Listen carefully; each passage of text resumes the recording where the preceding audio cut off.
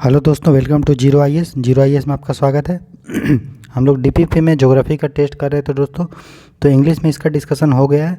आज अभी जो है हिंदी में डिस्कशन होगा, जिसमें क्वेश्चंस भी हिंदी में होंगे और मैं एक्सप्लेन भी इसको हिंदी में करूँगा। ठीक है, ये दो लेक्चर प्रेजेंट किया जा रहा है जीरो आईएएस के चैनल पे दोस्तों, और ये प्रेजेंट किया जा रहा है राहुल बर्नवाल के द्वारा, जो एक ईपीएफओ में एक सिलेक्टेड ऑफिसर है दोस्त। साथ ही साथ उसने यूपीएससी मेंस 2020 में और यूपी पीसीएस मेंस 2021 में दिया है दोस्तों।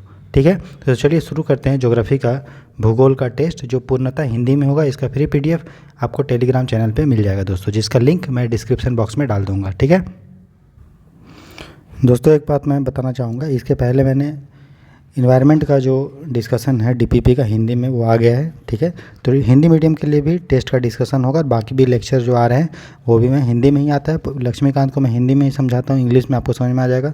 मुरनाल सर का भी मैं हिंदी में ही समझाता हूँ। ठीक है, सीसेट भी आपको हिंदी में ही आ रहा है। अकाउंटिंग भी हिंदी इंग्लिश दोनों में है, समझ में आ जाएगा आपको। लेबर लॉ भी हिंदी इंग्लिश दोनों में आएगा, और एक दो लेक्चर आ चुका है। ठीक है, तो सब पढ़िए आराम से, चाहे हिंदी मीडियम इंग्लिश मीडियम एक बाधा नहीं होना चाहिए। आपकी सफलता के लिए दोनों मीडियम के बच्चे सेलेक्ट होंगे। ठीक है, तो चलिए शुरू करते हैं आज का पहला क्वेश्चन ज्योग्राफी का। बोल रहा है, 5वें राष्ट्रीय स्वास्थ्य सर्वेक्षण के अनुसार भारत की जनसंख्या की कुल प्रजनन दर TFR के संदर्भ में निम्नलिखित कथनों पर विचार कीजिए। ठीक है, तो TFR के बारे में बताना। कुल प्रजनन दर का मतलब ये होता है कि एक महिला का जब प्रजनन का सब कार्यकाल होता है एज का, तो उसमें कितने बच्चे वो जन्म दे सकती है या देती है, उसको बोलते हैं TFR, टोटल कुल प्रजनन दर। ठीक है, अभी भारत इसको ये जो होना चाहिए दोस्तों, इसमें एक टर्म होता है प्रतिस्थापन स्तर के लिए 2.1 एक कुल प्रजनन दर होना चाहिए, तभी उस देश का जनसंख्या क्या होगा, स्थिर होगा। ठीक है, अगर इससे अधिक होगा 2.1 से प्रजनन दर इससे 2.1 से अधिक होगा तो जनसंख्या बढ़ेगा, और उससे कम होगा तो जनसंख्या घटेगा। ठीक है, अभी यूरोप का देश का जो है प्रजनन दर 2.1 से बहुत कम है, जापान का भी बहुत कम है, तो वहाँ का जनसंख्या घट रहा है और लोग बूढ़े होते जा रहे हैं। इंडिया का प्रजनन दर अभी जो प्रेजेंट में दोस्तों वो तो भारत का जो अभी प्रजनन दर है दोस्तों वो 2.0 के आसपास है, मतलब 2 है। ठीक है, तो जो नेशनल फैमिली हेल्थ सर्वे होता है दोस्तों, वो भारत सरकार जारी करता है, भारत स्वास्थ्य मंत्रालय 3 साल में लगभग एक बार। ठीक है, तो बोल रहा है कि उसके बारे में विचार कीजिए। बोल रहा है कि भारत की कुल प्रजनन दर, ठीक है, 2.2 से घटकर 1.5 हो गई है।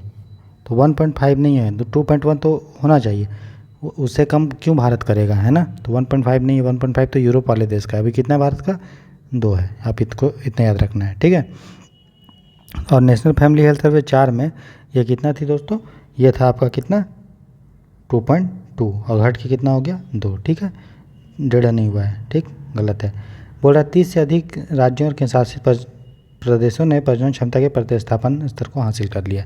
प्रतिस्थापन स्तर कितना होता है, मैंने बताया 2.1, उसको हासिल कर लिया 30 से अधिक राज्य। ये आपको सही भी लग रहा है, क्यों, क्योंकि अगर भारत में कितने राज्य हैं 28, और केंद्रशासित प्रदेश कितने हैं 8, टोटल कितने हुए 36, तो 36 में से 30 अचीव कर लिए। ठीक है, लॉजिक भी बोलता है सही होना चाहिए, क्योंकि जो बड़े बड़े राज्य हैं दोस्तों, जैसे यूपी है, बिहार है, झारखंड है ना, वो सब अचीव नहीं किए हैं, बाकी लोग अचीव कर लिए हैं। ठीक है, 2.1 के, तो ये हमारा सही लग रहा है, सही है भी, लॉजिक लगा, सही पूछा है हमसे कौन है, हम गोला कर देंगे, हम जाएंगे 2। ठीक है, 1 का होगा बी। अगला है, श्रेयस योजना निम्नलिखित में से किस मंत्रालय है किन मंत्रालयों की एक पहल है। ठीक है, शिक्षा मंत्रालय, ठीक है, दूसरा कौशल विकास उद्यमिता मंत्रालय, और श्रम एवं रोजगार। ठीक है, देखिए अभी भी जो भारत है देश दोस्तों, वो किस पे फोकस कर रहा है, शिक्षा पे। क्यों फोकस कर रहा है कि शिक्षा अगर होगा तो लोगों को हम दे देंगे कौशल, और कौशल दे देंगे तो लोगों को क्या क्रिएट हो जाएगा, रोजगार मिल जाएगा। तो भारत सरकार का ये भी पॉलिसी है। ठीक है, शिक्षा दो, कौशल दो, और तभी उसको रोजगार मिलेगा। बिना शिक्षा और कौशल के रोजगार नहीं मिल सकता। तो जब भी कोई भी स्कीम आएगा तो उसको आप लॉजिक लगाइएगा कि क्या ये मंत्रालय उसका हो सकता है क्या, क्योंकि देखिए इस स्कीम में अगर देखिएगा तो ई से हो सकता है कि एंटरप्रेन्योरशिप हो, उद्यमशीलता एंटरप्रेन्योरशिप बोलते हैं। ठीक है, उसके बाद स्कीम होगा फॉर हार्नेसिंग, है ना, मतलब आपका जो है ह्यूमन रिसोर्स हो सकता है, मानव संसाधन। तो मानव संसाधन बिना शिक्षा के नहीं होगा। और वैसे भी देखिए लॉजिक क्या बोलता है कि शिक्षा, कौशल और रोजगार तीनों आपस में क्या है दोस्तों, लिंक है। तो अगर आपको गेस करना है इंटेलिजेंट हिसाब से, बुद्धि के हिसाब से, तो आप जाइए 1, 2 एंड 3 की ओर। ठीक है, ये डिफ़िकल्ट है बट आप अगर लॉजिक लगाइएगा तो आपको लगेगा कि हाँ, अगर शिक्षा मंत्रालय है तो कौशल से जुड़ा होगा, क्योंकि अभी के डेट में अगर कौशल अगर हम देंगे और शिक्षा को ध्यान में नहीं रखेंगे तो फिर वो कौशल किस काम का।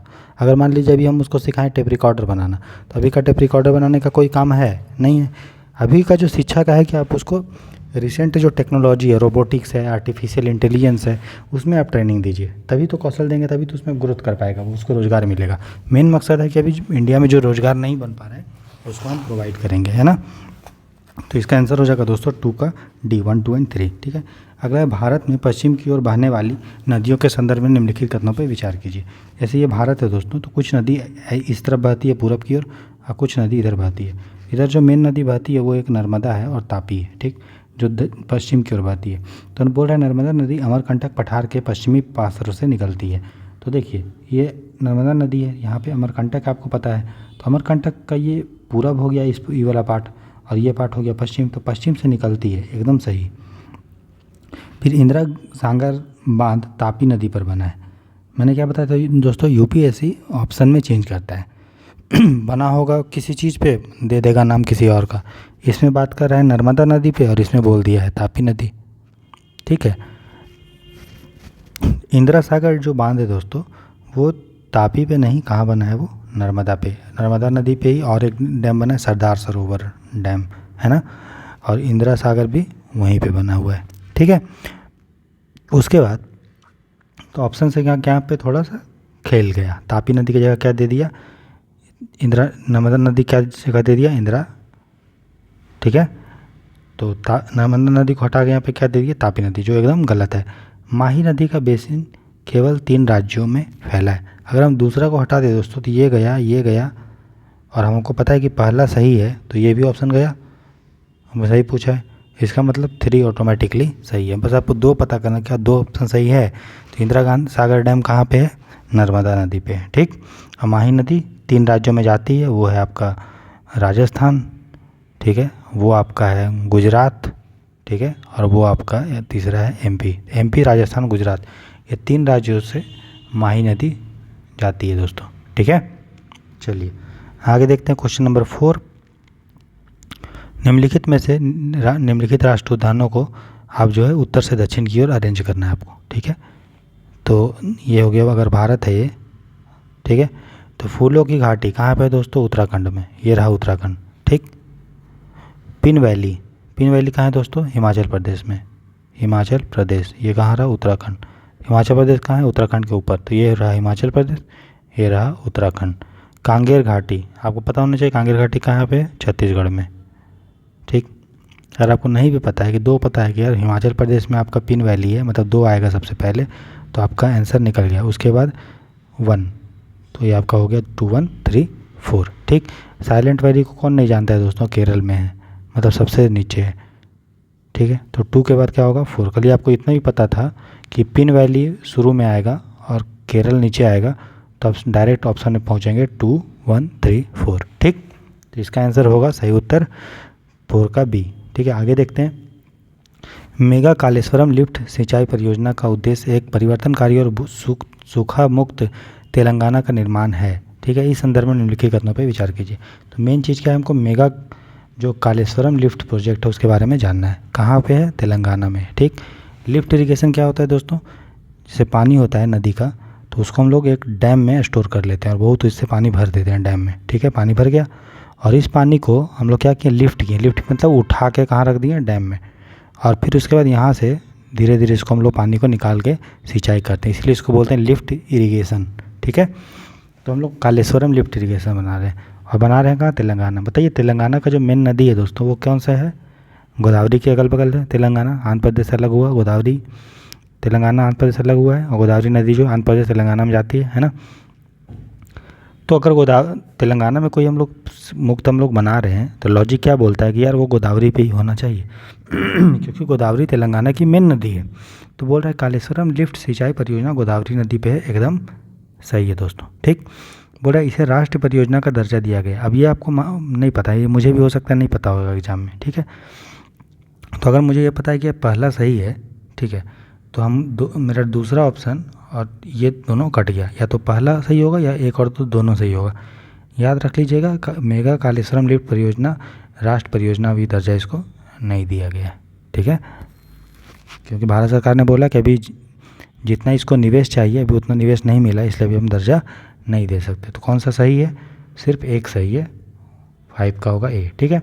अगला देखते हैं, बोल रहा वैश्विक तापमान को कम करने के लिए क्योटो प्रोटोकॉल के तहत उत्सर्जन नियंत्रण के लिए निम्नलिखित में से कौन सा ग्रीन हाउस गैस शामिल की गई है? आपको पता है ग्रीन हाउस गैस क्या होता है? ग्रीन हाउस गैस वो गैस होता है जो पृथ्वी का टेम्परेचर को बढ़ाता है, तापमान को बढ़ाता है, ठीक है। आपको पता है कि ग्रीन हाउस गैस अगर मान लीजिए पृथ्वी पे ख़त्म कर दें, है पूरा जीरो कर दें, तो पृथ्वी का जो तापमान है दोस्तों वो -18 डिग्री सेल्सियस हो जाएगा। मतलब आप फिर हम लोग जिंदा नहीं रह पाएंगे, इसलिए ग्रीन हाउस गैस ज़रूरी है। लेकिन जब ज़्यादा ग्रीन हाउस गैस हो जाता है तो अर्थ का टेम्परेचर बढ़ते रहता है, उससे बढ़ेगा तो ग्लेशियर पिघलेगा और हिमखंड पिघलेगा और समुद्र का जो है जलस्तर बढ़ेगा और जितना भी है जैव विविधता है वो धीरे धीरे मर जाएगा, है ना। तो बोल रहा है कि उसी को हम लोग ज़्यादा ना बढ़े तापमान ग्रीन हाउस गैस के कारण, इसलिए ग्रीन हाउस गैस को कम करने के लिए हम लोग क्योटो प्रोटोकॉल जो है दोस्तों 2005 में लेके आए थे, जो 2008 में क्या हो गया, लागू हो गया। ये जो क्योटो प्रोटोकॉल है दोस्तों, जो United nation framework convention on climate change है, जलवायु परिवर्तन पर यूनाइटेड नेशन का फ्रेमवर्क जो ये है उसी का क्योटो प्रोटोकॉल पार्ट है, ठीक है। आपको पता है UNFCCC जो है दोस्तों वो 1992 में जब पृथ्वी सम्मेलन हुआ था, अर्थ समिट हुआ था रियो में, रियो डी जेनेरियो ब्राज़ील में, तो उसी में UNFCCC बन के उभरा था। तो उसको लागू करने के लिए हम लोग 2005 में क्योटो प्रोटोकॉल लेके आए थे, जहाँ पे हम लोग ग्रीन हाउस गैस के उत्पादन को लिमिट करना था। तो उसमें हम लोग कुछ कुछ गैस को कवर किए थे कि हम लोग इसी चीज़ का उत्पादन कम करेंगे, ठीक है। तो देखिए CO2 तो होगा ही, क्योंकि कार्बन डाइऑक्साइड भाई है, तो हम लोग शुरू से ही बोल रहे हैं कार्बन डाइऑक्साइड कम करेंगे। अब देखिए मीथेन, तो आपको पता है कि मीथेन जो होता है उसको अगर ऑक्सीजन में हम लोग जलाएंगे दोस्तों तो ये क्या बनता है, CO2 + H2O, मतलब मीथेन से CO2 बना। तो मतलब CO2 अगर कवर है तो मीथेन भी कवर होगा, क्योंकि मीथेन से ही CO2 बन रहा है, ठीक। तो ये भी हमारा सही है और पाँचवा भी सही है। अगर हम देखें कि पहला पाँचवा सही है तो हमारा दूसरा ऑप्शन, पहला ऑप्शन घट गया, ठीक। मैंने फिर देखिए, जिस चीज़ में फ्लोरीन रहता है, ठीक है, वो ग्रीन हाउस गैस होता है, याद रख लीजिए। जिस चीज़ में फ्लोरीन रहेगा वो ग्रीन हाउस गैस रहेगा। तो तीसरा ऑप्शन भी होगा, तो 1, 3 और 5 तो होगा, ठीक है। तो मतलब ये भी ऑप्शन कट गया क्योंकि इसमें 3 नहीं है। अब हमको चेक करना क्या 2 और 4 में से कौन है, ठीक है। देखिए याद रख लीजिएगा, जो नाइट्रस ऑक्साइड होता है दोस्तों, नाइट्रस N2O, ठीक है, ये आपका ग्रीन हाउस गैस होता है, ठीक है। जो NO2 होता है दोस्तों, NO2, ये आपका ग्रीन हाउस गैस नहीं है। मतलब नाइट्रोजन डाइऑक्साइड आपका ग्रीन हाउस गैस नहीं है, ये पृथ्वी के तापमान को कम करता है। लेकिन जो N2O है वो पृथ्वी के तापमान को बढ़ाता है। इसलिए मेरा आंसर होगा ना, NO2 नहीं होगा, हमारा होगा 1, 3, 4 और 5, ठीक। तो 6 का आंसर होगा दोस्तों C, 1, 3, 4 और 5। याद रख लीजिए कि जो NO2 है ये हमारा ग्रीन हाउस गैस नहीं है दोस्तों, ठीक है। चलिए आगे देखते हैं, पारिस्थितिक तंत्र के संदर्भ में निम्नलिखित कथनों में से कौन सा समस्थापन शब्द का सर्वोत्तम वर्णन करता है? देखिए सम मतलब दोस्तों एक जैसा, ठीक है। स्थापन माने कंडीशन, तो एक जैसा अवस्था जो अपना हमेशा मेंटेन करे, बरकरार रखे, जो उसका जो प्रवृत्ति हो उसी को हम लोग बोलते हैं होम्योस्टेसिस या समस्थापन। तो कहाँ लिखा है, देखिए यह लिखा है, यह स्थायी अपेक्षाकृत स्थिर, अब यहाँ पे स्थिर है, और सम मतलब क्या होता है, स्थिर वातावरण बनाए रखने के लिए परिवर्तन का विरोध करने की प्रवृत्ति, यही हुआ समस्थापन। समझ में आया? तो ऐसा कंडीशन जिसमें ऐसा परिवेश जो क्या करते हैं, मान लीजिए जानवर है, ठीक है, वो अपना बॉडी का जो टेम्परेचर है दोस्तों वो हमेशा मेंटेन करके रखता है, भले बाहर में कुछ भी रहे, ठीक है ना। हम लोग भी देखिए, हम लोग का बॉडी का जो टेम्परेचर होता है, ठंडा हो, गर्मी हो, बुखार हो, किसी बुखार में तो बढ़ जाता है, ठंडा हो, गर्मी हो, उसमें वो मेंटेन रहता है ना। बाहर में अगर ठंड पड़ रहा है तो बॉडी हम लोग काँपने लगता है, क्यों कि जितना बॉडी काँपेगा उतना बॉडी का टेम्परेचर बढ़ेगा। और गर्मी में हम लोग पसीना छोड़ते हैं, पसीना छोड़ेंगे तो बॉडी का टेम्परेचर नॉर्मल हो जाता है, ठंडा लगता है ना। तो इसीलिए उसी को बोलते हैं होम्योस्टेसिस, ठीक है, समझ में आ गया। तो इसका आंसर होगा 7 का ही, ठीक। चलिए आगे देखते हैं। बोल रही है गेहूँ के खेत में उगने वाला एक खरपतवार है, ठीक है, जिसकी लंबाई 15 से 20 सेंटीमीटर होती है तथा इसकी पत्तियाँ चौड़ी एवं लाभेदार होती है। लोबदार, यह मृदा के पोषक तत्वों में कमी लाता है और बड़ी संख्या में बीज उत्पन्न करके तेजी से फैलता है। पत्तियों के आकार के कारण पौधे को वैज्ञानिक भाषा में व्हाइट गुज फुट या चेनोपोडियम एल्बम भी कहा जाता है। भारत इसके सबसे बड़े उत्पादकों में से एक है। आयुर्वेद में इसका उपयोग खांसी, दस्त, बुखार और अपर्याप्त भूख जैसी स्थितियों के लिए दवा के रूप में किया जाता है। उपर्युक्त परिच्छेद में से किसका वर्णन किया जा रहा है? देखिए, आपको नहीं पता है, क्या क्या आपको याद रखना है कि यार ये आयुर्वेद में होता है। दूसरा, इसका लंबाई होता है 15 से 20 सेंटीमीटर, ठीक है, और ये गेहूं के खेत में होता है। बस आप इतना अगर ध्यान में है आपको, तो आपका जो है चांसेस है दोस्तों कि आप जो है इस क्वेश्चन को बना लेंगे। सबसे पहले आइए महुआ। महुआ का क्या होता है दोस्तों? पेड़ होता है, ठीक है। और क्या महुआ को हम लोग खांसी में यूज़ करेंगे? क्या उसको तो दारू बनाने में यूज़ करते हैं महुआ को, तो ये हमारा गलत होगा। और महुआ गेहूं के खेत में थोड़ी होता है। दूसरा, जवार। जवार कहाँ होता है दोस्तों? गेहूं के खेत में होता है, नहीं। क्या? और दूसरा, क्या जवार एक खरपतवार है? नहीं, खरपतवार थोड़ी है, जवार तो बहुत बढ़िया चीज़ है। तो जवार भी हमारा गया, ठीक है। अब दो चीज़ बताए, एक भथुआ और एक बचा कुप्पाई मेनी। अब आयुर्वेद है दोस्तों, आयुर्वेद में आपने कभी कुप्पाई मेनी करके कुछ सुना है? नहीं। आपने सुना क्या है? गिलोई। हिंदी वाला वर्ड सुना होगा, तुलसी, अश्वगंधा, सब हिंदी वर्ड है कि नहीं?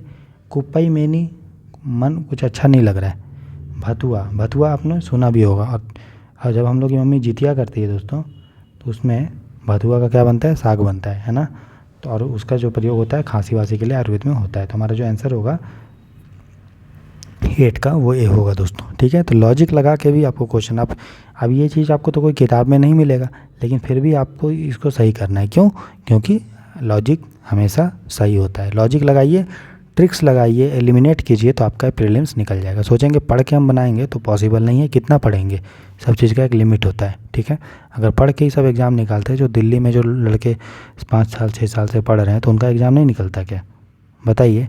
लेकिन फिर भी फर्स्ट अटैम्प्ट वाले जो बच्चे होते हैं वो एक बार में निकाल लेते हैं। एक साल में दिल्ली रहेंगे, 2-3 साल निकाल लेंगे, है ना। तो लॉजिक लगाइए, ट्रिक्स लगाइए, तब आपका एग्ज़ाम निकलेगा, ठीक है। चलिए, और धीरे धीरे करके आप सीख जाएंगे मेरे साथ, ठीक है। अभी बहुत एग्ज़ाम में 70 डेज है प्रीलिम्स में, और EPFO में तो अभी बहुत दिन टाइम है, ठीक है। तो धीरे धीरे करके हम लोग सब सीख जाएंगे। आगे देखते हैं। ग्लोबल मीथेन ट्रैकर रिपोर्ट निम्नलिखित में से किस संस्था द्वारा प्रकाशित किया जाता है? तो ग्लोबल मीथेन को हमको देखना है। मीथेन क्या है दोस्तों? एनर्जी है। मीथेन से ही CNG WNG सब चलता है ना। तो ये कौन जारी करेगा बताइए? तो एक, क्या विश्व आर्थिक मंच, क्या ये पैसा से रिलेटेड है? नहीं। और वैसे भी विश्व आर्थिक मंच आपको पता है प्रतिस्पर्धा सूचकांक लेके आता है। यूनाइटेड नेशन इन्वायरमेंट प्रोग्राम, ये एमिशन गैप रिपोर्ट लेके आता है, एमिशन गैप रिपोर्ट, ये भी नहीं होगा। उसका जलवायु परिवर्तन पर अंतर सरकारी पैनल IPCC, ये लेके आता है दोस्तों असेसमेंट रिपोर्ट, ये भी नहीं होगा। अब यहाँ पे भी ऊर्जा है दोस्तों, और मीथेन भी एक ऊर्जा का ही स्रोत होता है। तो जो लॉजिक बोलता है वो 9 का होना चाहिए, ए, ठीक है। आगे देखते हैं क्वेश्चन नंबर 10। बोला है भारत में कृषि के संदर्भ में कंगायम, अमलाचेरी और पुल्लिकुलम क्या है? अब ये क्वेश्चन ऐसा है दोस्तों, अगर पता है तो मारिए, नहीं तो आप छोड़ दीजिए, ठीक है। क्योंकि ये सब टेक्निकल चीज़, अब तीनों सभी चीज़ कृषि से रिलेटेड है। देखिए, चावल भी है, मवेशी भी है, बकरी भी है, गेहूँ भी है। ये न्यूज़ में होगा तभी पूछ लिया, तो याद रख लीजिएगा। कंगायम, अमलाचेरी और पुल्लिकुलम ये जो है मवेशियों का नस्ल है, ठीक है। जो आपको पता है जल्लीकट्टू जो होता है दोस्तों, जल्लीकट्टू, ठीक है, उसमें जो मवेशी का नस्ल का यूज होता है उसमें कंगायम, अमलाचेरी और पुल्लिकुलम भी आता है, ठीक है। तो याद रख लीजिएगा 10 का बी, ठीक। तो कंगायम, अमलाचेरी और पुल्लिकुलम क्या है दोस्तों? मवेशियों की नस्ल। अगला, निम्नलिखित में से कौन सी स्वस्थानीय बायो रेमेडिएशन तकनीकी है? स्वस्थानीय मतलब जहाँ पे पोल्यूशन हुआ है, जहाँ पे प्रदूषण हुआ है दोस्तों, वहीं पे, जहाँ पे आपको प्रदूषण हुआ है, प्रदूषण कैसे होता है? ऐसे ही होता है प्रदूषण दोस्तों। जहाँ पे प्रदूषण हुआ है वहीं पे उसको क्या करेंगे? ख़त्म करेंगे, ठीक है। उसी को बोलते हैं स्वस्थानी। जैसे कि अभी हम लोग को घर से कचरा लेके जाता है गाड़ी कूड़ा वाला, और दूसरे जगह उसको ट्रीटमेंट करता है, ठीक ठाक करता है, तो इसको हम लोग स्वस्थानी नहीं बोलते, इसको हम लोग बोलते हैं बाह्य स्थान है। अगर यहीं पे कचरा है और इसको यहीं पे ठीक कर दो तो उसको हम लोग बोलेंगे स्वस्थान है। समझ में आया? इतना आ गया। अब देखिए, बायोपाइल्स, पाइल मतलब क्या होता है दोस्तों? कूड़ा, ढेर लगाना। पाइल मतलब ढेर लगाना। तो हम लोग देखते हैं कि शहर का कचरा कहीं दूसरी जगह क्या करता है, उसको ढेर लगा देता है। तो कहीं ना कहीं देखिए एक स्थान से ले जाके दूसरे स्थान ले गया, मतलब ये नहीं होगा, स्वस्थान है, लॉजिक यही बोलता है ना। ठीक है, तो मेरा पहला गया तो मेरा 2 ऑप्शन कट गया, ए और डी, क्योंकि ये स्वस्थाने नहीं है। कौन सा स्थान है? बाह्य स्थान है। लैंड फार्मिंग, दोस्तों लैंड फार्मिंग होता है कि जहाँ पे कूड़ा कचरा है, पोल्यूशन है, उस मिट्टी को हम लोग दूसरे जगह ले जाते हैं। ठीक है, और यहाँ पे हम लोग खूब सारा क्या करते हैं, कृषि करते हैं। ठीक है, इसको जोतते हैं तो क्या होगा, इसमें ऑक्सीजन बढ़ेगा, मिट्टी क्या होगा, अलग अलग हो जाएगा, तो ऑक्सीजन होगा। तो ऑक्सीजन जब होगा तो इसमें जब माइक्रो ऑर्गेनिज्म आएगा, ये सूक्ष्म जीव, तो यहाँ का जो पोल्यूशन होगा उसको खा जाएगा और उसको सही कर देगा। लेकिन ये भी जो है स्वस्थान नहीं है, मिट्टी को हम लोग दूसरी जगह ले गए और फिर यहाँ हम लोग इसको जोतें, ऑक्सीजन बढ़ा तो दूसरा भी हमारा जो है ऑप्शन नहीं है, क्योंकि हमें पूछा है दोस्तों स्वस्थानीय। ठीक, तो दूसरा भी नहीं है हमारा, ये ऑप्शन कट गया। तो सही जो उत्तर हुआ वो हुआ केवल 3, बायो अटेन्युएशन। मतलब वही प्रोसेस होता है कि हम लोग एक जगह जहाँ पे कचरा है वहीं पे हम लोग उसको साफ़ करते हैं माइक्रो ऑर्गेनिज्म, सूक्ष्म जीव की मदद से दोस्तों। ठीक है, तो चलिए इस तरह से ट्रिक लगा के और दिमाग लगा के हम लोग आंसर की तरफ पहुँच गए। 11 का आंसर होगा दोस्तों बी। अगला देखते हैं, दक्षिण पश्चिम मानसून ऋतु में तमिलनाडु तट शुष्क रहता है। बोल रहा है कि जब दक्षिण पश्चिम मानसून आता है, देखिए भारत में मानसून दोस्तों आता है तो ऐसे घुसता है। ठीक है, ऐसे घुसता है और ऐसे घुसता है। ठीक है, तो ये हमारा तमिलनाडु है, यहाँ हमारा पे क्या है दोस्तों, पश्चिमी घाट। ठीक है, तो इधर हमारा क्या है, बंगाल की खाड़ी है और इधर क्या है, अरब सागर। तो ये तमिलनाडु है दोस्तों। बोल रहे यहाँ पे बारिश क्यों नहीं होता है दक्षिण पश्चिम मानसून में?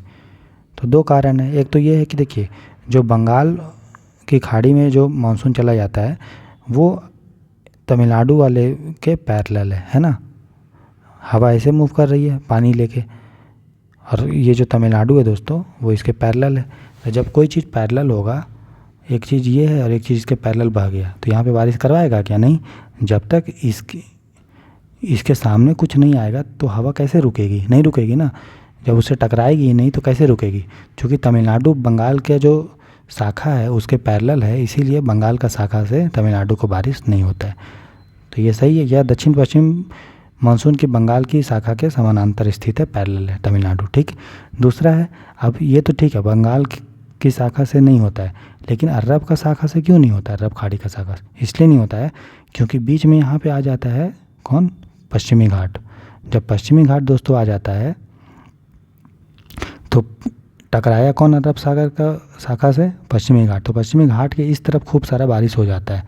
मतलब पश्चिमी घाट अगर ये है, देखिए ये पश्चिमी घाट है, बारिश आया तो इस तरफ पूरा बारिश हो जाता है, फिर जिस तरफ टकराया और फिर वो हवा क्या होता है कि पानी उसमें ख़त्म हो जाता है। तो पानी जब ख़त्म होता है, जब इस तरफ जाता है, मतलब इधर आता है बाहर हवा, तो उस तरफ क्या होता है, उसमें सब जितना भी मॉइस्चर था, जितना भी नमी था, सब खत्म हो गया। तो जब वो तमिलनाडु पहुंचता है तो उसमें कुछ भी नमी नहीं बचता है, तो तमिलनाडु में भी बारिश नहीं करवा पाता है। ठीक है, तो ये बोल रहा है कि दक्षिण पश्चिम मानसून के अरब सागर शाखा के वृष्टि छाया क्षेत्र में स्थित है। तो इसी को हम लोग वृष्टि छाया क्षेत्र बोलते हैं, क्योंकि यहाँ पे वृष्टि का छाया है, रेन का शैडो है। मतलब रेन आपको पानी होगा ही नहीं, सिर्फ हवा है, हवा में पानी नहीं है। पानी जो था वो पश्चिमी घाट के इसी तरफ बारिश हो गया, इस तरफ हवा सूखा हो गई। ठीक है, इसलिए तमिलनाडु जो है सूखा होता है। ठीक है, कब? दक्षिण पश्चिम मानसून में। समझ गए? तो सही उत्तर कब चुनाव करना है, तो क्या होगा आंसर इसका? दोनों, वो एक और दो दोनों। ठीक है, क्वेश्चन नंबर देखते हैं दोस्तों 15। बोल रहा है Kunming Montreal global biodiversity framework के संदर्भ में बताना है कि निम्नलिखित कथनों पर विचार कीजिए। तो क्या ध्यान देना है कि बायोडाइवर्सिटी, अब ठीक है मुझे नहीं पता कि कुनमिंग मॉन्ट्रियल बायोडाइवर्सिटी सही है या नहीं है। ठीक है, तो देखते हैं, अप्लाई करेंगे लॉजिक। बोल रहा है कि फ्रेमवर्क में 2030 तक जैव विविधता के ह्रास को समाप्त करने और प्राकृतिक पारितंत्र को पुनर्बहाल करने के लिए 23 लक्ष्य निर्धारित किए गए हैं। बोल रहा है इस जो भी फ्रेमवर्क है उसमें जैव विविधता को जो भी घाटा हुआ है, खतरा हुआ है, उसको 2030 तक हम सही करेंगे। इसके लिए 23 लक्ष्य है। ठीक है, फिर अगला है कि 2023 तक हमको 30% जो है पृथ्वी के कम से कम भाग को क्या करना है? संरक्षित करना है। ठीक है, और पारितंत्र में जो भी गिरावट है उसको पलटना है, मतलब कम करना है। फिर है फ्रेमवर्क के क्रियान्वयन में सहायता प्रदान करने के लिए वैश्विक पर्यावरण सुविधा से विशेष ट्रस्ट फंड हम लोग स्थापित करने का अनुरोध किया है। ठीक है, तो देखिए ये किसका बात बोल रहा है, बायोडाइवर्सिटी। बायोडाइवर्सिटी हिंदी में क्या बोलते हैं, जैव विविधता। तो बोला 2030 तक हम लोग उसको कम करेंगे, उसके लिए 23 लक्ष्य है। और सेम चीज़ बोल रहा है 2030 तक हम लोग कम करेंगे 30%, और उसके लिए लक्ष्य भी जो है वही है। ठीक, तो दोनों कथन जो है एक दूसरे को सपोर्ट कर रहा है दोस्तों। ठीक है, इसका मतलब दोनों क्या होगा, मेरा सही होगा। ठीक, और देखिए आपको कन्फ्यूजन हो सकता है कि यार 30% होगा कि 40%। देखिए भारत सरकार क्या बोला है कि हम लोग जो जंगल है, भारत में कितना जंगल होना चाहिए, पूरे एरिया का 33%। तो देखिए कहीं ना कहीं लिंक है, 33% 30% है ना। तो लॉजिक ये बोलता है कि दोनों आपस में क्या है, लिंक है। लिंक है तो सही होगा। ठीक है, इसलिए हमारा ये भी और ये भी सही है। ठीक, आप देखते हैं तीसरा सही है कि नहीं। बोल रहा है फ्रेमवर्क के क्रियान्वयन के लिए हम लोग वैश्विक पर्यावरण सुविधा बनाए।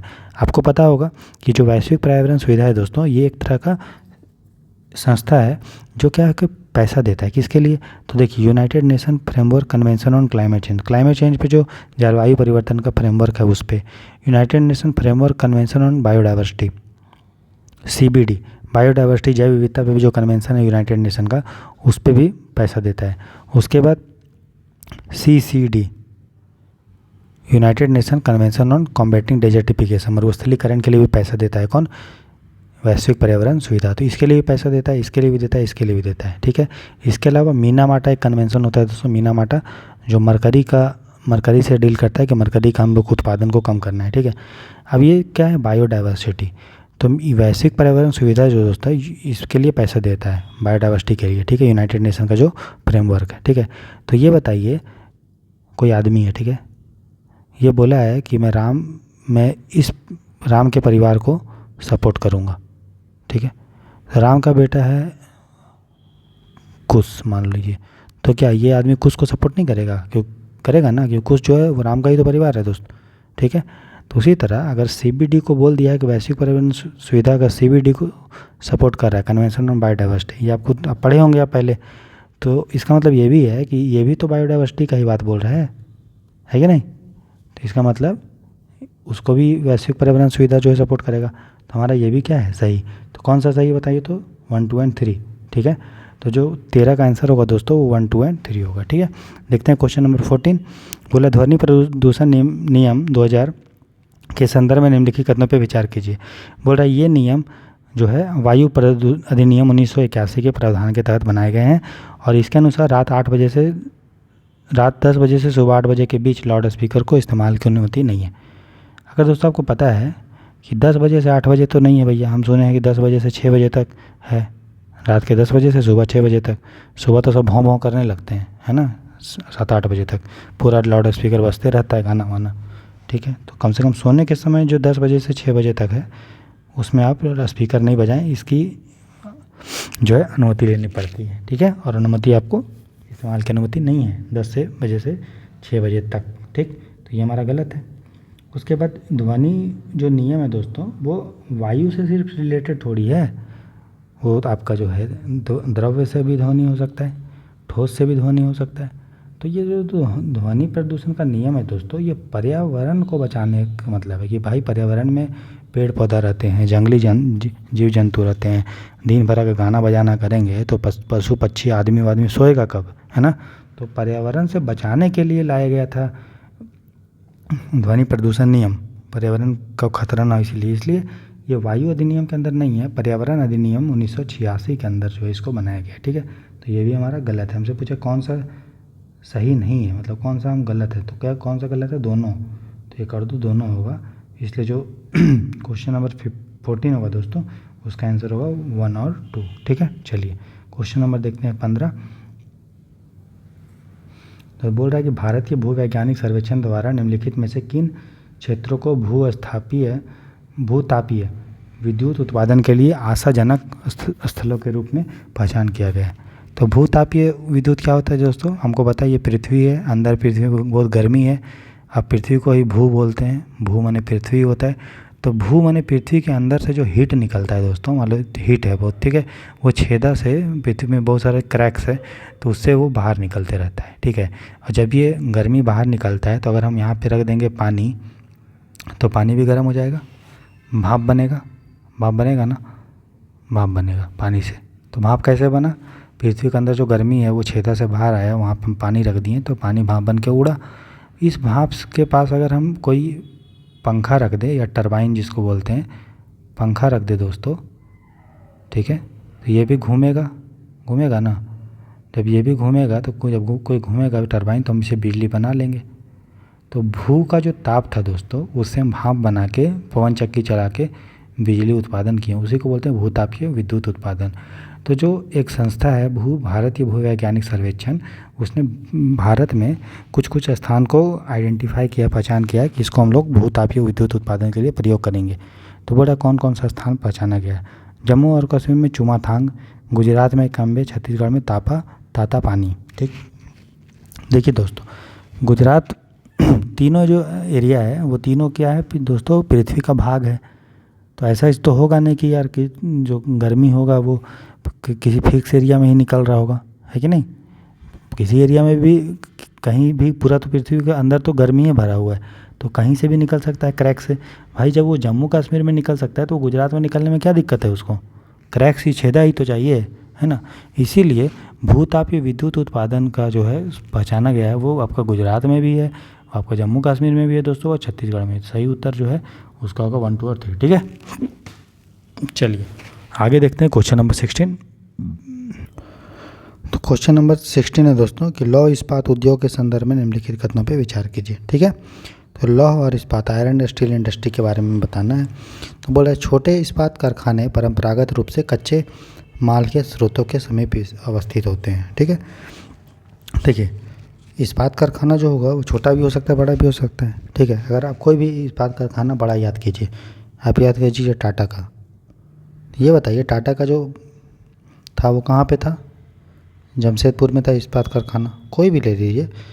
अभी कहाँ कहाँ है, जैसे आयरन लौह इस्पात कारखाना बड़ा बड़ा कहाँ पे है आपका, आपने भिलाई में सुना होगा, आपने दुर्गापुर में सुना होगा, ठीक है, राउरकेला सुना होगा। ये बड़े कारखाने हैं। तो बड़े कारखाने देखिए कहाँ पे स्थित है, भिलाई। भिलाई कहाँ है, छत्तीसगढ़।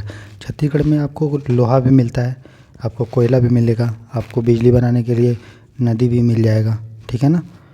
दुर्गापुर वेस्ट बंगाल, यहाँ भी आपको कोयला मिलेगा, लोहा मिलेगा, कच्चा माल मिल जाएगा। जमशेदपुर में झारखंड में, वहाँ पे तो सब कोयला वोयला सब भरा पड़ा है। तो जो बड़ा कारखाना है दोस्तों वो सब होता है कच्चे माल के नज़दीक में। क्यों, क्योंकि वहाँ पे बड़ा बड़ा उसको कच्चा माल मिल जाएगा ज़्यादा संख्या में, मात्रा में, फिर आराम से वो बड़े बहुत ज़्यादा अमाउंट में बना पाएगी, लौह इस्पात उत्पादन कर पाएगी। जो छोटे इस्पात कारखाने होते हैं दोस्तों वो कच्चे माल के समीप नहीं होते हैं, वो कहाँ होते हैं, वो होते हैं मार्केट के नज़दीक, बाज़ार के नज़दीक, ताकि उसको कच्चा माल के लिए स्रोत पे डिपेंड नहीं रहते। वो जो छोटे इस्पात कारखाने हैं वो स्रोत के समीप स्थित नहीं होते कि कहाँ से उसको सामान मिल रहा है, ये होते हैं मार्केट के नज़दीक। जैसे कि कूड़ा कबाड़ी वाला है, वो सब आपको पता है कि कच्चा लोहा लेके हम लोग को लेके जाता है, कबाड़ी से लेके जाता है ना, तो वो क्या करता है, वो बेचता है छोटे छोटे इस्पात कारखानों को, और वो इस्पात कारखाना जो है उस कचरा वाला लोहा को प्रोसेस करके लौह इस्पात बनाती है, ठीक है। तो याद रखिएगा जो छोटा इस्पात कारखाना है वो होता है बाज़ार के नज़दीक, और जो बड़ा होता है, जैसे मैंने ये सब एग्जांपल दिया, ये सब होता है आपका कच्चा माल के नज़दीक। बात समझ में आया, तो ये हमारा गलत है, ठीक। दूसरा बोला यूरोप और संयुक्त राज्य अमेरिका विश्व के कुल इस्पात उत्पादन का 50% करती है।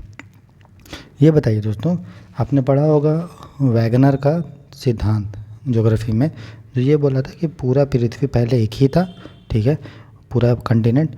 उसके बाद जिसको हम लोग बोलते हैं दोस्तों, क्या बोलते थे, पेंजिया। पेंजिया आपने पढ़ा होगा, पेंजिया बोलते थे। उसके बाद ये 2 पार्ट में टूट गया, एक को बोल दिए अंगारा लैंड और दूसरे को गोंडवाना बोल दिए, ठीक है, गोंडवाना। और फिर वो गोंडवाना का ही पार्ट हुआ था, ऑस्ट्रेलिया होता था, इंडिया होता था, साउथ अफ्रीका होता था, अफ्रीका ये सब। तो गोंडवाना जो ज़मीन था फिर उसी से ही कोयला वोयला का उत्पादन हुआ दोस्तों, ठीक है। यूरोप के दोस्तों यूरोप के देश तो डिपेंड होते थे इंडिया पे कि कोयला वोयला के लिए, चीन वीन पे डिपेंड होते थे। तो यूरोप में कहाँ से पूरे विश्व का 50% होगा दोस्तों, अमेरिका में भी नहीं होता है उतना, इस्पात की 50% पूरे विश्व का कर पाएगा। यूरोप छोटा सा है ये खुद ही, ठीक है। तो मेन जो चाइना से करता है, चीन से करता है, चीन से बहुत सारा लोहा का उत्पादन होता है, इस्पात का। उसके बाद दूसरे नंबर पे आपका भारत आता है, ठीक है। ये दोनों मिलकर 50% नहीं करते, ठीक है। मेरा पहला भी गलत है दोस्तों और दूसरा भी गलत है, ये भी गया, ये भी गया, सब ऑप्शन गया। सिर्फ केवल 3 और सही है, जो बोलता है कि जर्मनी का जो रूर प्रदेश है, आपने सुना भी होगा, रूर प्रदेश जर्मनी में है, जिसके कारण वर्ल्ड वार हुआ है, विश्व युद्ध हुआ था, जिसको फ्रांस और जर्मनी दोनों जो है लेना चाहते थे रूर प्रदेश को, इसीलिए हुआ था विश्व युद्ध, ठीक है। एक प्रमुख इस्पात उत्पादन क्षेत्र है, एकदम सही है, ठीक है। तो हमारा होगा 16 का बी। समझ में आया? इसलिए लॉजिक वॉजिक जब भी अप्लाई करिएगा ना, तो आपका एकदम क्वेश्चन सही होना ही होना है, कभी भी गलत नहीं होगा, क्योंकि आप ज्ञान का सीमित होता है, ज्ञान का भंडार सीमित है। आप कितना किताब पढ़ेंगे, लिमिटेड ही पढ़ सकते हैं, लेकिन लॉजिक जो होगा वो कभी गलत नहीं होगा। लॉजिक अप्लाई करिएगा, प्रीलिम्स निकलना ही निकलना है, ठीक है। चलिए आगे देखते हैं। ठंडे जल के प्रवाल के बारे में बोला है। आपको पता है प्रवाल भित्ति होता है, प्रवाल भित्ति। तो 2 टाइप का भित्ति होता है प्रवाल भित्ति। एक होता है जो ठंडे जगह रहता है, जो गर्म जगह रहता है। गर्म मतलब पानी, ठंडा पानी, ठीक है, या ठंडा प्रदेश, ठीक। तो जो ठंडा जल में प्रवाल, अब देखिए जो गर्म जल में जितना भी आपने प्रवाल भित्ति अभी तक देखा है दोस्तों या पढ़ा है, वो सब आपने प्रवाल भित्ति के बारे में पढ़ा है, गर्म वाला के बारे में, ठीक है। जैसे ऑस्ट्रेलिया के बारे में आपने पढ़ा है ग्रेट बैरियर रीफ, तो वो गर्म प्रवाल भित्ति है। ठंडा प्रवाल भित्ति जो है वो ठंडे एरिया में, ठंडे जल में रहता है, समझ में। और वो क्या होता है कि ठंडे प्रवाल भित्ति जो है वो ज़्यादातर याद रखिए गहरे पानी में होता है, ज़्यादातर, सब नहीं, ज़्यादातर, ठीक। और गर्म प्रवाल भित्ति जो है वो जैसे कि सरफेस है, सतह है, तो यहाँ पे अगर समुद्र है ना, ये समुद्र का सतह है, तो यहीं पे रहेगा वो नज़दीक नज़दीक में। क्यों? क्योंकि जो गर्म प्रवाल भित्ति है ये सहजीवी संबंध स्थापित करता है, किसके साथ? जोक्सान्थिला के साथ। जोक्सान्थिला एक अलगी होती है दोस्तों। अलगी को हिंदी में दोस्तों हम लोग बोलते हैं, क्या बोलते हैं यार, देख लीजिएगा। अलगी को क्या बोलते हैं? अलगी को बोलते हैं शैवाल, ठीक है, शैवाल। तो शैवाल के साथ जो दोस्तों गर्म प्रवाल भित्ति रहता है, तो शैवाल क्या करता है? खाना खुद बनाता है। और गर्म प्रवाल भित्ति खाना खुद नहीं बना पाता है, तो ये इसको देता है खाना कि भैया तुम लोग, अरे गर्म प्रवाल भित्ति तुम खाना खाओ। और तो ये बोलेगा अरे भैया हम आपको क्या देंगे? तो बोले कि हमको कुछ नहीं चाहिए, हम तुमको देते हैं संरक्षण, तुम मेरे अंदर घुस के रहना और बदले में तुम हमको खाना देना, और जो हमको अलग अलग रंग बिरंगा हम चमकते हैं वो तुम हमको रंग देना, ठीक है। तो इसी को सहजीवी संबंध बोलते हैं कि गर्म प्रवाल भित्ति को शैवाल से क्या क्या मिलता है? खाना मिलता है और रंग मिलता है। और शैवाल को क्या मिलता है? गर्म प्रवाल भित्ति से संरक्षण मिलता है कि कोई भी इसको जानवर नहीं खाता है, उसमें घुस के रहता है वो। तो ये जो संबंध होता है सहजीवी संबंध, जिसमें दोनों को फायदा हो रहा है, वो गर्म प्रवाल भित्ति बनाता है दोस्तों। ठंडा प्रवाल भित्ति नहीं बना पाता है। क्यों? क्योंकि जो गर्म प्रवाल भित्ति होता है दोस्तों, वो उसमें क्या होता है? अलगी, और अलगी बने शैवाल, शैवाल खाना बनाता है। और ये शैवाल एक तरह का समझ लीजिए पेड़ है, पौधा है, पेड़ पौधा है। उसको खाना बनाने के लिए क्या चाहिए? सूर्य का प्रकाश, सूर्य का प्रकाश। लेकिन जो ठंडा प्रवाल भित्ति है वो ज़्यादातर गहरे समुद्र में रहता है, तो गहरे समुद्र में सूर्य का प्रकाश पहुँचेगा? नहीं पहुँचेगा। इसीलिए शैवाल क्यों चाहेगा कि हम इसके साथ रहने, इसको तो इसके साथ रहेगा तो इसको खाना ही नहीं ये तो खाना ही नहीं बना पाएगा, क्योंकि सूर्य का प्रकाश तो रहेगा नहीं, ये मज़े से रहेगा अपने ठंडा एरिया में, ठीक है। लेकिन प्रवाल भित्ति, शैवाल तो नहीं रह पाएगा गहरे पानी में, क्योंकि इसको सूर्य का प्रकाश चाहिए। अब क्वेश्चन ये आता है कि ठंडा प्रवाल भित्ति को अगर खाना शैवाल नहीं देता है, शैवाल के साथ वो नहीं रहता है, तो क्या खाता है? तो भैया ये शैवाल, जैसे कि प्रवाल भित्ति इस टाइप का कुछ रहता है ना, तो इसके यहाँ पे कुछ भी कीड़ा मकोड़ा आता है, सट आता है, तो उसको गपक के खा लेता है। समझ में आया? चलिए आप पढ़िए, बन जाएगा आपको। और याद रखिएगा ये जो ठंडा प्रवाल भित्ति है वो अकेले भी रहता है और ग्रुप बना के भी रहता है, ठीक। चलिए बढ़िए। तो ये बोल रहा है कि यह हमेशा व्यापक भित्तियों का निर्माण करने वाली कॉलोनियों के रूप में रहता है। और देखिए जब भी किसी कथन में हमेशा शब्द हो या सिर्फ शब्द हो या केवल शब्द हो, तो आप सतर्क हो जाइए। अगर आपको पता है कि हाँ ये सही है तभी मारिए, नहीं तो उसको गलत कीजिए। तो हमेशा नहीं बनाता है, ग्रुप में रहता है, ये अकेले भी रहता है, तो पहला गलत है। तो जब मेरा पहला गलत है दोस्तों, तो मेरा जो है ये वाला गया। उसके बाद ये केवल गहरे महासागरों में रहते हैं, नहीं मैंने बताया था केवल नहीं रहता है, हाँ ज़्यादातर रहता है, दोनों में डिफरेंस है। तो दूसरा भी गया। अब मुझे पूछा पता करना है तीसरा, तो बोला ये जूझ जंतला के साथ सहजीवी संबंध नहीं बनाता है कोल्ड वाला, हमें कोल्ड के बारे में बताना, ठंडे जल के बारे में। तो ये भी सही है, मैंने बताया था वो गहरे जल में रहेगा तो जूझ जंतला क्यों आएगा, तो हमारा सही पूछा है तो हम जाएंगे सी। ठीक है, चलिए क्वेश्चन नंबर देखते हैं 18। निम्नलिखित युग्मों पर विचार कीजिए। एक तरफ देश का नाम है, दूसरी तरफ सुर्खियों में क्यों ये कारण थे, उसका कारण बोल रहा है बोस्निया और हर्जेगोविना ये यूरोपीय संघ हेतु सदस्यता के लिए उम्मीदवार का दर्जा देना, इसलिए न्यूज में था। आयरलैंड गणराज्य क्यों न्यूज में था, भारत मूल के व्यक्ति को प्रधानमंत्री नियुक्त किया गया। स्कॉटलैंड कानूनी रूप से लिंग परिवर्तन हेतु आय को कम करना। दोस्तों क्या आपको पता है, ये नहीं पता है तो इस क्वेश्चन को आप स्किप कीजिए, अटेम्प्ट करना ज़रूरत नहीं है। ठीक है, जिस क्वेश्चन के बारे में आपको कोई भी आइडिया नहीं है 0%, आप इसमें एलिमिनेट भी कुछ नहीं कर पाएंगे, लॉजिक भी नहीं लगा पाएंगे, उसको आप मत अटेम्प्ट कीजिए, नहीं तो वो नेगेटिव होगा।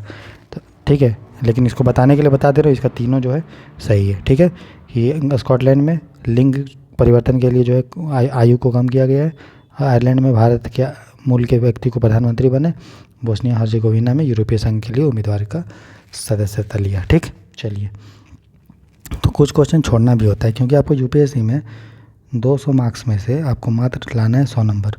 ठीक है, इतना ही तो लाना है, मगर कुछ क्वेश्चन गलत करना है, कुछ क्वेश्चन को छोड़ना है। ठीक है, नहीं तो कट ऑफ आपका 190, 170, 180 नहीं जाएगा, समझ गए ना। तो आपको सिर्फ 100 नंबर लेके आना है, इतना ध्यान में रखिए। आसान है, मन में बोलिए आसान है, दिल पे हाथ रख के बोलिए आई विल डू इट, मैं कर लूँगा या कर लूँगी। ठीक है, बस आप पढ़ते रहिए, एग्ज़ाम निकल जाएगा आपका, लेकिन हाँ डेडिकेशन और मेहनत के साथ। उष्णकटिबंधीय अगला कोई प्रश्न है 19, बोला उष्णकटिबंधीय आर्द्र पर्णपाती वनों के संदर्भ में निम्नलिखित कथनों पर विचार कीजिए। आर्द्र मतलब गीला, पर्णपाती मतलब जो पत्ता गिराता है, और उष्णकटिबंधीय मतलब जो उष्णकटिबंध में रहता है। जैसे हमारा ग्लोब है तो ये एक कटिबंध है जिसको कर्क रेखा बोलते हैं, और दूसरे को क्या बोलते हैं, मकर रेखा। तो इनके बीच में जो मिलता है उसको एरिया को बोलते हैं उष्णकटिबंधीय। तो उसमें जो पौधा मिलता है उसको बोलते हैं उष्णकटिबंधीय पेड़ पौधे। तो ये आर्द्र है, आर्द्र मतलब गीला है। गीला कब होगा, जब पानी अच्छा से उसको मिलेगा। ठीक, तो बोल रहा है कि ये भारत में सबसे व्यापक रूप से पाए जाने वाले वन हैं जो 70 से 100 सेंटीमीटर वर्षा वाले क्षेत्रों में फैले हुए हैं। दूसरा है ये वन अंडमान द्वीप समूह, पश्चिमी घाट के पश्चिम ढलानों और पूर्वोत्तर क्षेत्र में हिमालय की तलहटी पे मिलते हैं। चंदन, महुआ, साल यहाँ पाई जाने वाली कुछ प्रजातियाँ हैं। अब देखिए, आपने साल बहुत सुना है, साल का पौधा, महुआ का पौधा, मतलब भारत में मिलता है। ठीक, और भारत में मिल रहा है तो भारत में मतलब ये पाया जाएगा। इसका मतलब पहला जो कथन दिया है कि भारत में सबसे व्यापक है, मतलब ये सही है। लेकिन क्या इसको 70 से 100 सेंटीमीटर ही बारिश होता है? अगर ये अंडमान निकोबार में मिलेगा दोस्तों, तो अंडमान निकोबार में तो बहुत बारिश होगा। पश्चिमी घाट में तो आपको मैंने बताया था कि यहाँ पूरा भयंकर बारिश होते रहता है हमेशा लगभग, है ना। और हिमालय की तलहटी में तो बारिश होगा ही, क्योंकि बंगाल की खाड़ी से जो मानसून उठ के जाएगा यहाँ पे तो खूब बारिश कराएगा, है ना। तो ये हमारा सही है कि व्यापक है, लेकिन 70 सेंटीमीटर नहीं है, ये है 100 से 200 सेंटीमीटर। यहाँ बोला भी आर्द्र, आर्द्र माने पानी खूब मिल रहा है। तो अगर यहाँ पे रहता शुष्क रहता ना, तब सही होता 70 से 100 सेंटीमीटर, लेकिन यहाँ बोल दिया आर्द्र। यूपीएससी ऐसा ही ऑप्शन से खेलता है, आपको बहुत ध्यान से पढ़ना पड़ेगा, और धीरे धीरे जब पढ़ते रहेंगे क्वेश्चन को तब आपको तुरंत पता चल जाएगा अच्छा यहाँ फंसाया जा रहा है ना। तो जितना प्रैक्टिस करेंगे मेरे साथ उतना आपका दिमाग शार्प हो जाएगा, तो तुरंत पकड़ लेंगे अच्छा यहाँ पे फंसाया जा रहा है यूपीएससी के द्वारा। ठीक, तो हमारे ये जो है गलत है दोस्तों, ये सही है, ये सही है। कौन सा बोल रहा है सही नहीं है, तो बताइए तो कौन सा सही नहीं है? केवल एक। ठीक है, तो जो 19 होगा दोस्तों उसका आंसर होगा केवल 1। ठीक है, अगला देखते हैं क्वेश्चन नंबर 20। बोल रहा भारत में मत्स्य पालन क्षेत्र के संदर्भ में निम्नलिखित कथनों पर विचार कीजिए। ठीक है, तो मत्स्य पालन के बारे में बताना है। बोल रहा भारत विश्व में मत्स्य उत्पादकों का चौथा सबसे बड़ा निर्यातक देश है। ठीक, दूसरा, मत्स्यों को उनकी कार्यशाली पूंजी की पूर्ति में सहयोग हेतु किसान क्रेडिट कार्ड की सुविधा दी गई है। भारत ने 2024-25 तक 200 मिलियन मीट्रिक टन मत्स्य उत्पादन का लक्ष्य रखा है। ठीक, यूपीएससी दोस्तों ऑप्शन में खेलता है। जहाँ पे रहेगा 10 रुपये का तो वो लिख देगा 100, जहाँ पे 100 रहेगा वो लिख देगा 1000। उल्टा भी लिख सकता है, कहीं पे 100 है तो वो 10 दे देगा, कहीं पे 1000 है तो वो होना चाहिए 1000 तो दे देगा 100, कहीं पे होना चाहिए 1000 तो वो दे देगा 10। मतलब चेंज कर देगा, बहुत ज़्यादा है ऐसा नहीं लिखेगा ये होना चाहिए 24 और 26, ऐसा नहीं दे देगा, 24 का दे देगा 250 ऐसा। तो जब भी इस टाइप का हो तो आप सतर्क हो जाइए, ठीक है, क्योंकि यूपीएससी को गलत करवाना तो ज़्यादा ज़्यादा क्या करेगा वो, नंबर को ही तो चेंज करेगा, संस्था का नाम चेंज कर देगा, ठीक है, ईयर का नाम चेंज कर देगा, आदमी का नाम चेंज कर देगा, यही सब तो करेगा ना। तो हमारे ये जो है दोस्तों गलत है, यहाँ पे 200 नहीं है, यहाँ पे आपका 22 मिलियन। तो देखें 22 को क्या कर दिया 200, तो हमारा गलत है। जैसे ही तीसरा आपने सही गलत किया, क्योंकि हमें सही बोलना है, तीसरा काटे तीसरे, आप आंसर की तरफ पहुंच गए 1 और 2। इसका मतलब पूरे विश्व में मछली का प्रोडक्शन में भारत जो है चौथा एक्सपोर्टर है, 4th निर्यातक है। और किसान क्रेडिट कार्ड में मतलब मछुआरों को भी हम लोग कवर किए हैं, क्योंकि किसान में सिर्फ कृषि जो करता है वो नहीं, भारत सरकार किसानों की आय को डबल करने का प्लान बनाई है। तो उसमें सिर्फ मछुआरा नहीं है, उसमें सिर्फ किसान नहीं, उसमें मछुआरा है, मुर्गी पालन करता है वो है, सब लोग इसमें शामिल हैं, ठीक। तो इसका जो आंसर होगा दोस्तों 1 और 2 होगा। इस तरह से आज हम लोग डीपीपी में हिंदी मीडियम के बच्चों के लिए क्वेश्चन जो है डिस्कस कर रहे थे। और ये क्वेश्चन जो है विजन आईएएस का जो टेस्ट सीरीज होता है उसी से लिया जाता है, ठीक है। और बाकी और भी जो टेस्ट मार्केट में इंपॉर्टेंट हैं, जिससे हमें लगता है कि क्वेश्चन आ सकता है। और आपका नॉलेज मेन है कि आपको प्रैक्टिस होना चाहिए, क्वेश्चन किसी भी कोचिंग का फ़र्क में नहीं पड़ता, हमें प्रैक्टिस होना चाहिए। और क्वेश्चन का अप्रोच सॉल्व करने का तरीका क्या होना चाहिए उसके बारे में हम लोग सीखते हैं, ठीक है। तो आप देख रहे थे दोस्तों जीरो आईएएस, ठीक है, जिसमें हम लोग ज्योग्राफी का मॉक टेस्ट आज हिंदी में पूर्णतः हिंदी में किया। फिर पीडीएफ आपको टेलीग्राम चैनल पे मिल जाएगा। आप मेरे साथ देख रहे थे जीरो आईएएस। मेरा नाम राहुल बरनवाल है, मैं ईपीएफओ में एक सिलेक्टेड ऑफिसर हूँ दोस्तों। साथ ही साथ मैंने यूपीएससी का मेंस 2020 में, यूपीपीसीएस का मेंस 2021 में दिया है दोस्तों, ठीक है। तो आपके लिए डेली लेक्चर आते रहेगा हिंदी मीडियम के लिए, टेंशन मत लीजिए, बस आप पढ़ते रहिए। साथ ही साथ अकाउंटिंग का लेक्चर, लेखांकन का लेक्चर भी आ रहा है regular, industrial relation, labour law, औद्योगिक संबंध, श्रम कानून का भी आ रहा है, ठीक है। सीसेट का भी जल्द ही लेक्चर आएगा, एक आएगा सीसेट का, एक मैराथन टाइप का आएगा मैथ्स के लिए और इंग्लिश के लिए भी, जो तकरीबन 8 से 10 घंटे का होगा, जिसमें पूरा मैथ्स आप लोग को अच्छे से पढ़ाया जाएगा, ठीक है। तो ऑल द बेस्ट, देखते रहें, चैनल के साथ बने रहें। मृणाल सर का भी लेक्चर जल्दी अपलोड किया जाएगा, ठीक है। ऑल द बेस्ट, भगवान आपकी मनोकामना पूरी करे और आप जल्दी ही सफलता को प्राप्त करें। Thank you for watching the lecture दोस्तों।